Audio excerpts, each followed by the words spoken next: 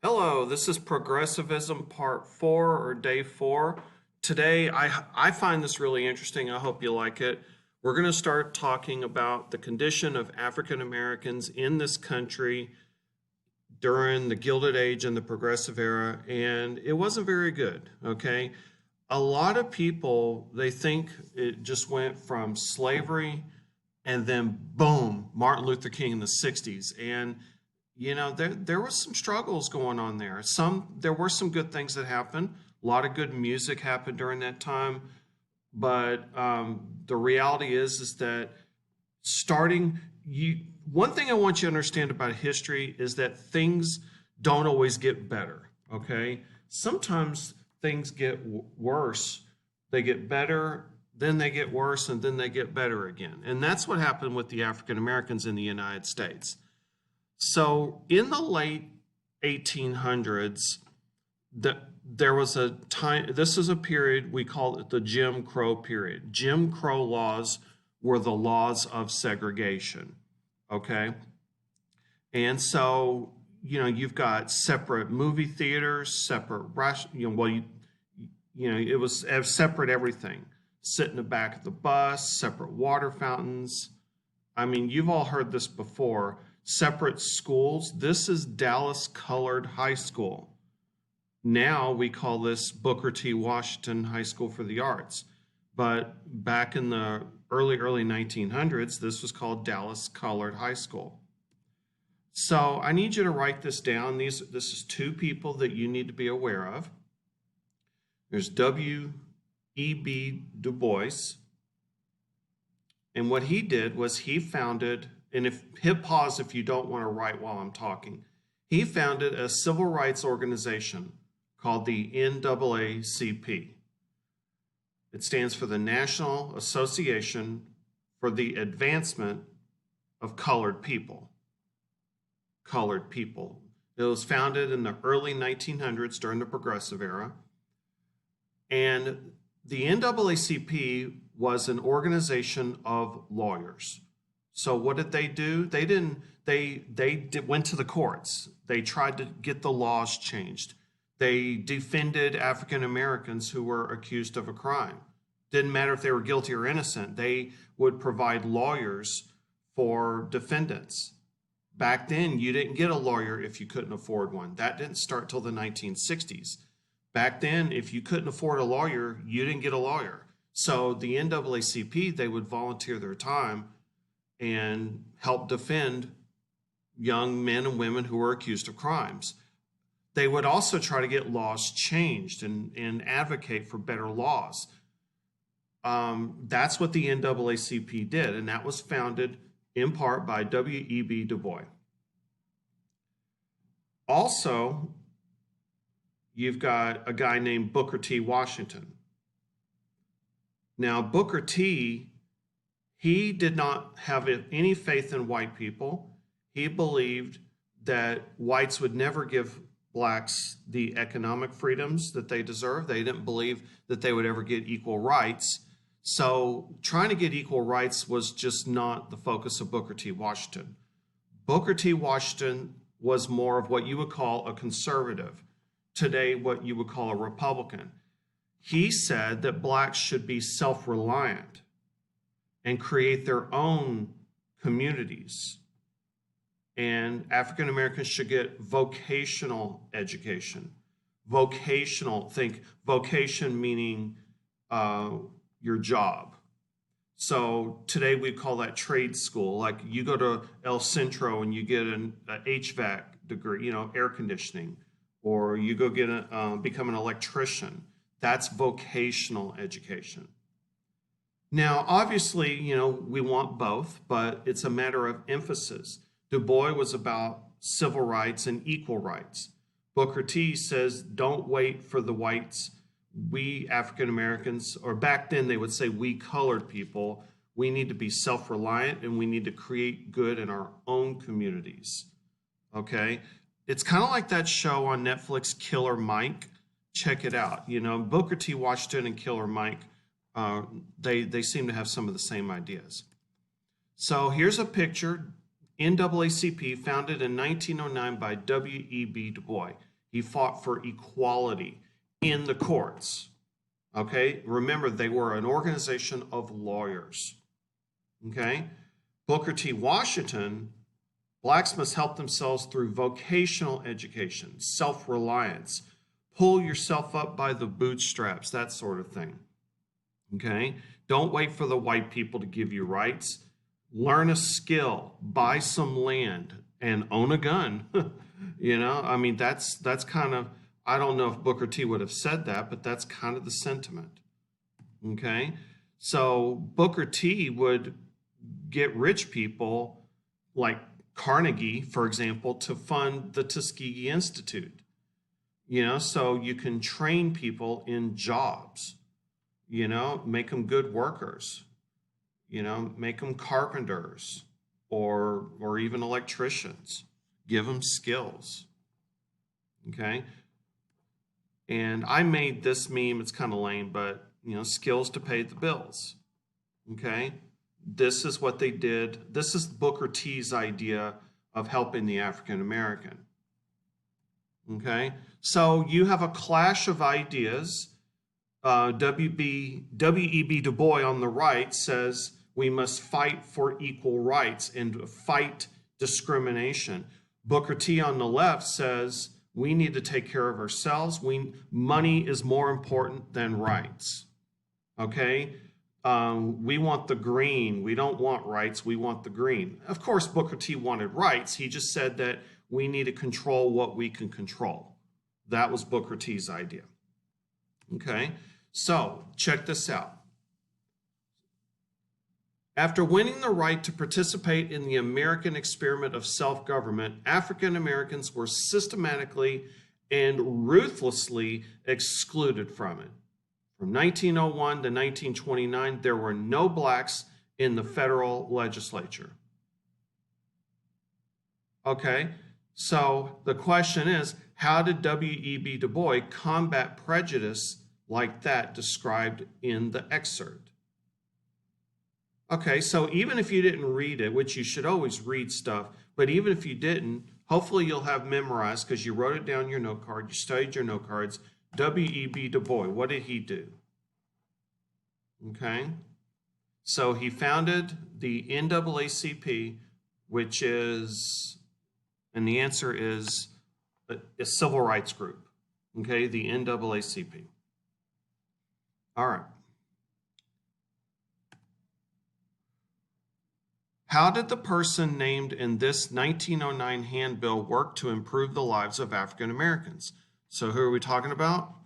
Booker T. Washington. Okay, so think back, Booker T. Washington, which one of these answers deals with Booker T? All right, the answer is vocational training, okay? Jobs, skills to pay the bills, okay? All right, a student learning about U.S. history is instructed to write a paper about W.E.B. Du Bois and race relations in the United States. Which of the following facts would be most relevant to the student's assignment? Okay, so remember the time period, and the answer is the NAACP. Okay. All right. All right, now I would like to talk to you about women's history a little bit for this time period. Women's history isn't always easy to do because I'll be honest with you, if you go back thousands of years, women did a lot of staying at home. And I'm not saying that that's the worst thing in the world. I'm just telling you, it doesn't make for an interesting story to, I mean, I'm not saying it's not an interesting life. I'm just saying that as far as an incredible story and pictures, for like hundreds of years or thousands of years, women did a lot of staying at home, okay? And women didn't date very much because a lot of marriages in world history have been arranged marriages, so not a lot of dating. Not a lot of wars being fought by women, so it's a little bit of a challenge to teach, but I'm going to do the best that I can, and I'm looking forward to this.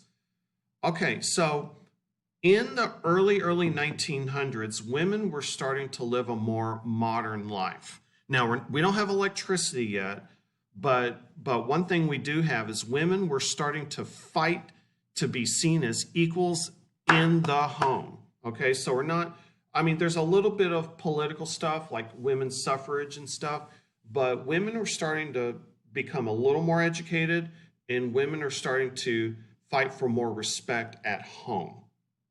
Women attended college more, not a lot, but more.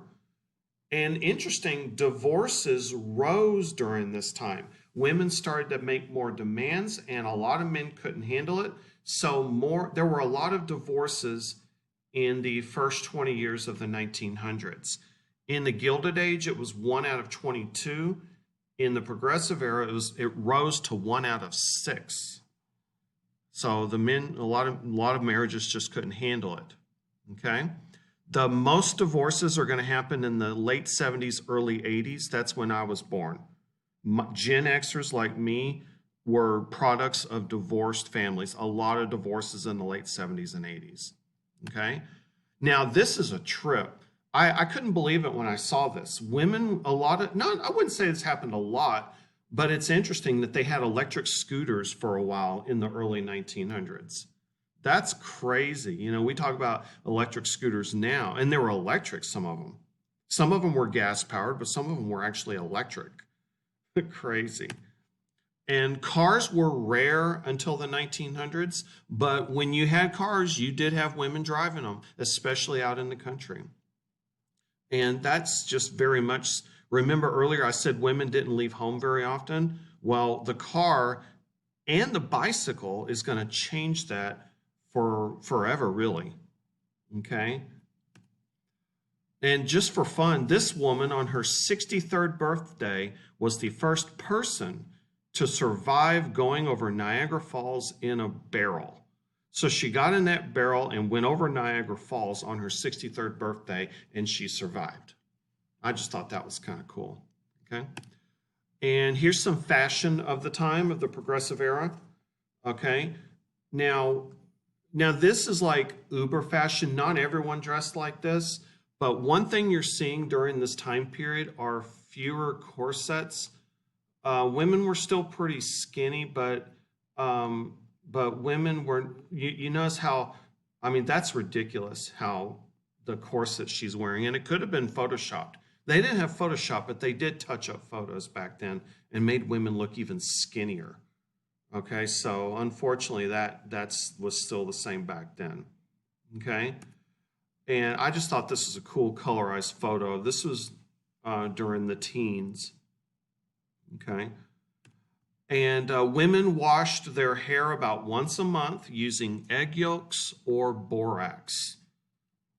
Okay, people didn't take baths very often back then. They thought baths were unhealthy back then. Okay. And this is just to symbolize how kind of okay it was for women to live back then. A basketball team. Okay. Now you might find this interesting. Here is a basketball team and what looks to me like a badminton team at the Oak Cliff College for Ladies. And this is like in 1910 or something like that. And look at the basketball down here. It says OCC. So Oak Cliff College for Ladies. This was over near Zang and Armstrong. Now, I think that this is really interesting. This will never be on your test, but I don't care. This woman, I never heard of her until recently. She was a birth control advocate. And you had to be an advocate for birth control back then, because back then they did not have birth control pills. They had diaphragms. They weren't exactly like the modern day diaphragm, but in order to instruct a woman how to put in a diaphragm, back then it was considered pornographic and obscene, and you could go to jail for mailing pornography back then.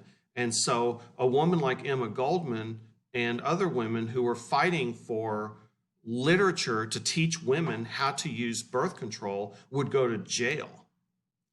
And here's a really good quote. Women need not always keep their mouths shut and their wombs open. Sexual liberation could not be achieved when women did not have control over their own bodies. Sanger stated, quote, no woman can call herself free who cannot choose the time to be a mother or not as she seems fit. Interesting. And here is a woman who you will not see on your test because she's one of those women who, if you talk about her online, people will hate you for it, but her name is Margaret Sanger. So is she a hero or a villain? Well, she also fought for women's access to birth control. She was arrested for ordering diaphragms from Japan, and she went to jail. Okay, she went to jail for that. It was like, against the law to mail that kind of stuff.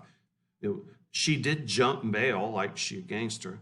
And she actually opened the first contraceptive clinic in the United States because she felt that women shouldn't have to have literally 10 kids.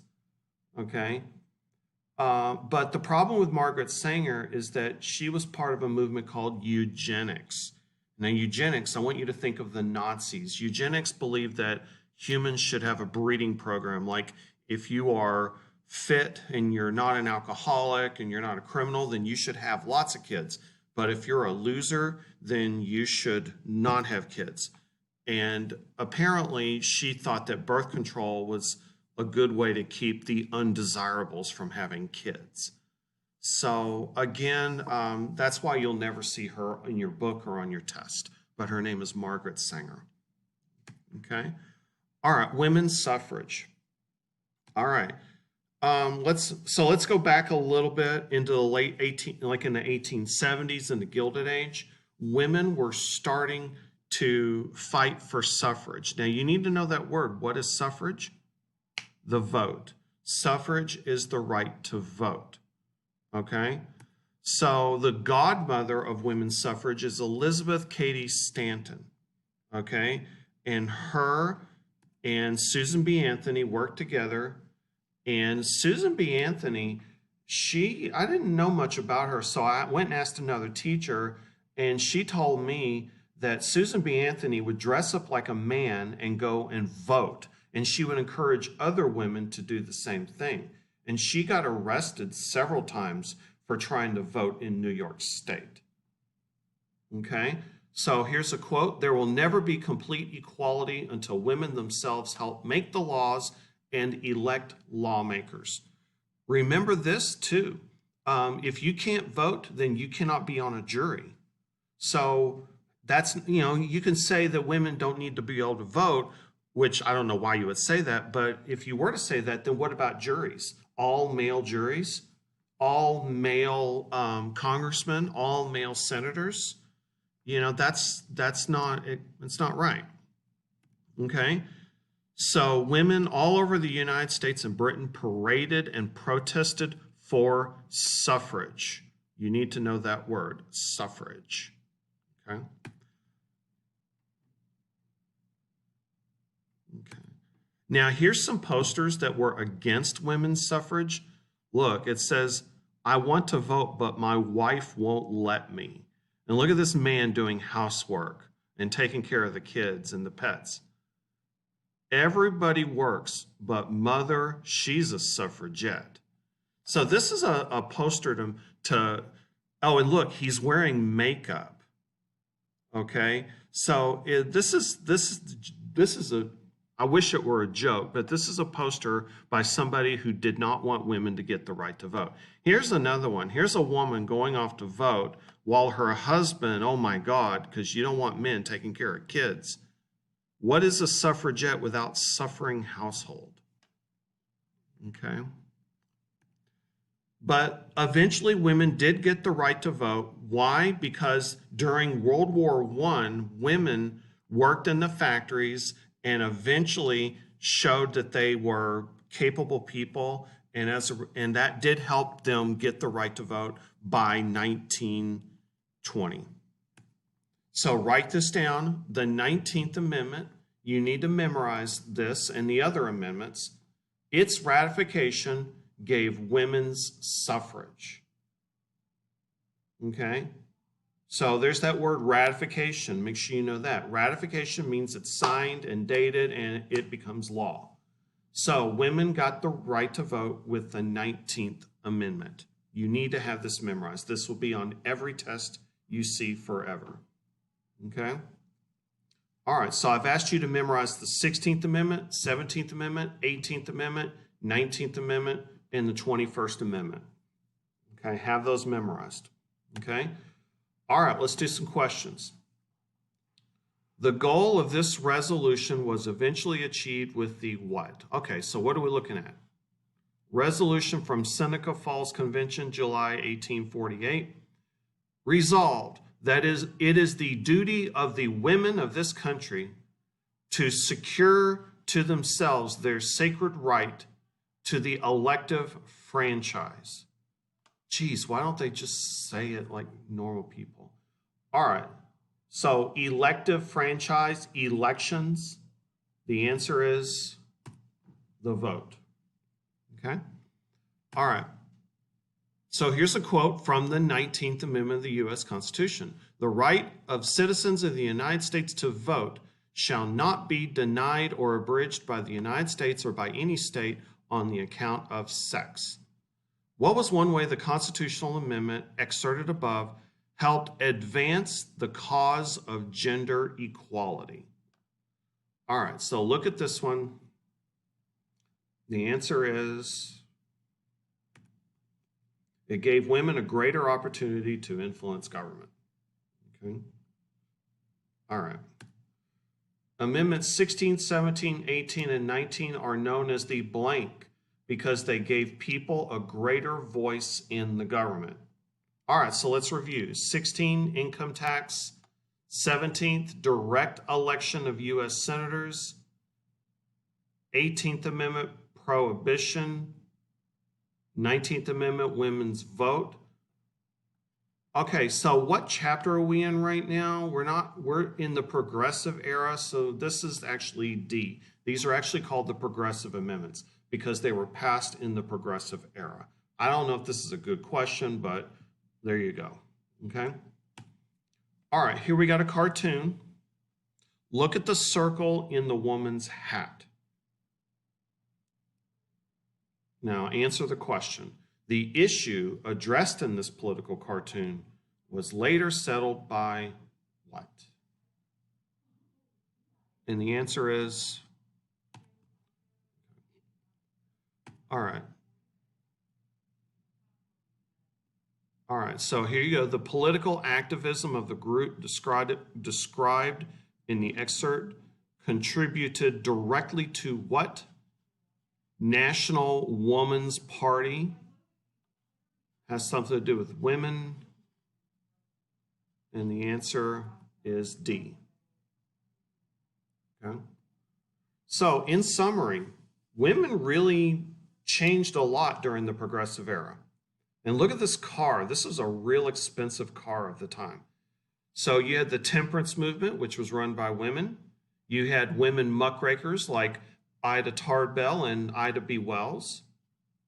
You got improved access to birth control, not the pill, but diaphragms. More equality in the home, just more, not a lot. The 19th Amendment, women were in charge of not in some labor unions, women were in charge, and they did go on strike sometimes. And they had more jobs available, not great jobs, but more typist jobs and factory jobs. Remember the shirtwaist factory fire? But, you know, women had more jobs available during this time. Okay. All right. So thanks a lot. I hope you like